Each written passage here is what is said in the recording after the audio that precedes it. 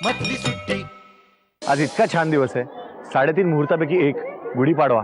आज थोरा मोठ्यांचे आशीर्वाद मिळतातच, देवाचे आशीर्वाद मिळतात, पण याशिवाय या शाळेतल्या मुलांना मिळणार आहे जादूची कांडी। मला समजा जर जादूची कांडी मिळाली तर मी इसवी सन पूर्व काळात जाईन, कारण त्या काळी काही अभ्यासच नसायचा।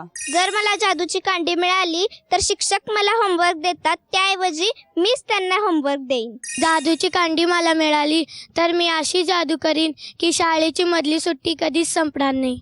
जर मला जादूची कांडी मिळाली तर इंग्रजांनी आपल्यावर जसे राज्य केले तसे मी त्यांच्यावर राज्य करीन। जर मला ही जादूची कांडी मिळाली तर मी कल्पना चावलाला पुन्हा जिवंत करेन आणि तिच्याबरोबर अवकाशात फिरेन। मला जर जादूची कांडी मिळाली तर मला बोरिंग वाटणाऱ्या तासाला मी गायब होईन। मला जर जादूची कांडी मिळाली तर मी भावना व्यक्त करणारा रोबोट तयार करेन। बरं, आता शांत बसणार असाल तरच तुम्हाला एक छान गोष्ट सांगेन, ऐकायची तुम्हाला? या गोष्टीचं नाव आहे विश्वास। एकदा एका सीमेवर खूप मोठं युद्ध झालं असतं 2 देशांमध्ये। अनेक सैनिक लढायला पुढे जातात, त्याच्यातले काही जखमी होतात। एक ऑफिसर आणि त्याच्या हाताखालचे 2 सैनिक लढता लढता त्यांना खूप गोळ्या लागतात। त्याच्यातल्या एका सैनिकाला खूपच जास्त गोळ्या लागतात आणि तो तिथे पडतो आणि सगळे धावत धावत आपापल्या तंबूत परत येतात।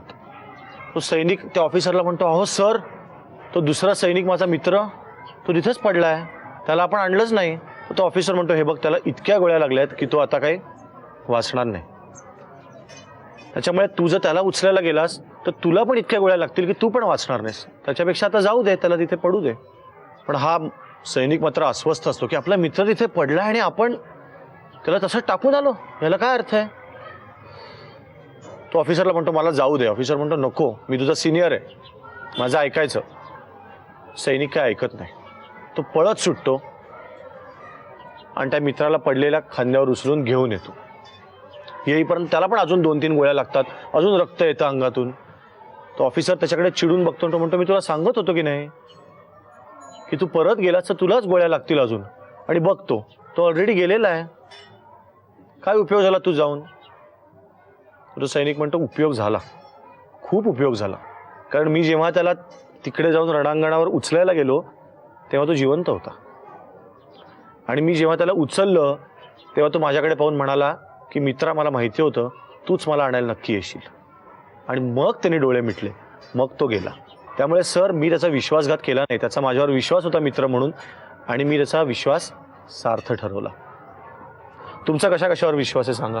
माझा आई बाबांवर विश्वास आहे, कारण मी एक दिवस आईला म्हटलेलं की मला वाढदिवसाला चांगलंच गिफ्ट पाहिजे। आई म्हणाली मी नाही देणार, पण मला माहित होती की आई गिफ्ट देणार आहे, पण मी वाढदिवसा दिवशी म्हटलं, आई तू गिफ्ट आणलेस का नाही? मग आई म्हणते की आणलेलं आहे मी। व्हेरी गुड, म्हणजे आईने विश्वास सार्थ ठरवला की आई आणणार ती आणणारच, हो की नाही? पण आता आई बाबा, आजी आजोबा, भाऊ बहीण यांच्यावर तर विश्वास पाहिजेच। अजून कोणावर आपला विश्वास असतो? काका। कुठला काका तुझा? मंदार काका। का मंदार काका काय करतो? तुला गिफ्ट आणणार असं म्हटलं की आणतोच का मंदार काका? मंदार काका, यू आर व्हेरी लकी, पुतण्याला एवढा विश्वास आणि एवढा गोड पुतण्या आहे गंधार, वा वा। एकदा काय झालेलं की माझा अभ्यास पूर्ण होता पण माझी वही विसरलेली होती, तर त्यावेळी सरांना वाटलं की मी मुद्दाम वही विसरून आले। तेव्हा माझ्या मैत्रिणींनी सरांना सांगितलं की सर, हिचा कायम अभ्यास पूर्ण असतो आणि आम्हाला आमच्या मैत्रिणीवर पूर्ण विश्वास आहे, आणि तिनं ती वही तिची चुकून विसरली असेल, कारण तिचा अभ्यास कायम पूर्ण असतो। बरोबर आहे, मला वाटतं या छोट्या छोट्या गोष्टींपासून विश्वास सुरू होतो। बरं, आता उलट कोणी सांगेल मला की बाबा माझा खूप विश्वास होता पण नंतर मला कळलं की नाही, फसलोच मी एकदा माझ्या मित्राच्या घरी चुकून सायकल विसरलेली, म्हणून मला वाटलं की तो जपून ठेवल, पण त्यांनी माझ्या सायकलीचे टायर पंक्चर केले। टायर पंक्चर केले? आणि मला माहिती आहे, या वयामध्ये आपल्या सायकलचं टायर पंक्चर होणं हे मोठेपणी आपली गाडी चोरीला जाणं याच्यापेक्षाही मोठं असतं। आणि गंधारला इतकी उत्सुकता वाटते की कुठला दादा काय बोलतोय, कुठली ताई काय बोलते, त्याला राहवत नाहीये, त्यामुळे तो उठून जाऊन थोड्या वेळाने तो उडी मारेल कोणीतरी अंगावर, असं तर मला वाटायला लागलेलं आहे। शाळेतले सगळे तुम्ही प्रसंग सांगताय कारण शाळेवरच आपला एवढा विश्वास असतो, हो की नाही? आपल्या शाळेवर, आणि तुमची शाळा तर स्वातंत्र्यवीर सावरकरांच्या नावाची शाळा आहे, हो की नाही? की केवढा मोठा माणूस आणि केवढा मोठा त्याग आणि केवढा पराक्रम। कोण मला स्वातंत्र्यवीरांबद्दल काहीतरी सांगेल? नेम जसीने परत मातृभूमीला, सागरा प्राण तळमळला, सागरा प्राण तळमळला. यावेळी म्हटल्या की आठवतात ते स्वातंत्र्यवीर सावरकर, महान देशभक्त, धैर्याचा मेरुमणी. अशाच या महान देशभक्ताचा जन्म 28 मे 1883 या दिवशी नाशिक जिल्ह्यातील भगोरी या लहानशा गावात झाला. सावरकरांनी बॅरिस्टर ही पदवी मिळवली होती आणि त्यांनी अभिनव भारत संघटनाही उभारली होती. 26 फेब्रुवारी 1966 या दिवशी हा महान देशभक्त मातृभूमीच्या कुशीत कायमचा विसावला. अशा या महान देशभक्ताला माझे कोटी कोटी प्रणाम, माझे कोटी कोटी प्रणाम. धन्यवाद. किती गोड बोललीस खरंच. आता ही छोटी समृद्धी जे काही बोलली ते खरंच आपल्याला माहिती नव्हतं असं नाही, पण तरी ते तिच्या तोंडून, तिच्या स्टाईलमध्ये, तिच्या आवाजात ऐकण्यात जी मजा आहे, त्या डोळ्यांमधली ती लकाकी, तो कॉन्फिडन्स, काहीतरी करायची इच्छा, हे सगळं ऐकायला इतकी मजा येते. आणि मला खरं तर यांच्याशी बोलायला वेळ पुरत नाही, तर विशेषतः या गंधार आणि समृद्धीशी मला खूपच बोलायचं आहे. अशा गप्पा चालू ठेवतो. मी तुम्हाला गिफ्ट देणार आहे. गिफ्ट देणार आहेस? हो. अगं दे, मग वाट बघायची नसतं. गिफ्ट मला घ्यायला फार आवडतं. मीही गिफ्ट देणार आहे. क्या बात आहे. दे दे दे, लवकर दे. माझा आज वाढदिवस नाहीये, पण ही गुढीपाडव्याची गिफ्ट समजतो. बघू. वा वा वा वा वा वा. हे बघा किती छान ग्रीटिंग आहे. आणि इकडे या मुलांना आवडणारी घंटा पण काढली, जी वाजल्यानंतर ते पळत सुटतात. आणि मधली सुट्टीच्या टीमला खूप शुभेच्छा दिल्यात आणि आम्हाला शुभेच्छा हव्यात, कारण आम्हाला अजून खूप शहरातल्या खूप शाळांमध्ये यायचंय.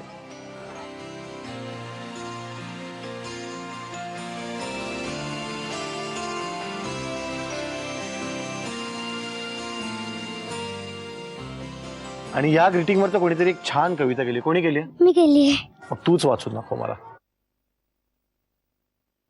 नको अभ्यास नकोत धडे, काहीतरी नवीन हवे, थोडे थांबू थोडे खाऊ, गप्पा मारून ताजे होऊ, दंगा मस्तीची हीच वेळ, मधल्या सुट्टीचा हा खेळ. वा वा वा, थँक्यू. खूप धन्यवाद की तुम्ही इतक्या प्रेमाने माझ्यासाठी हे केलं, आमच्या टीमसाठी हे दिलं.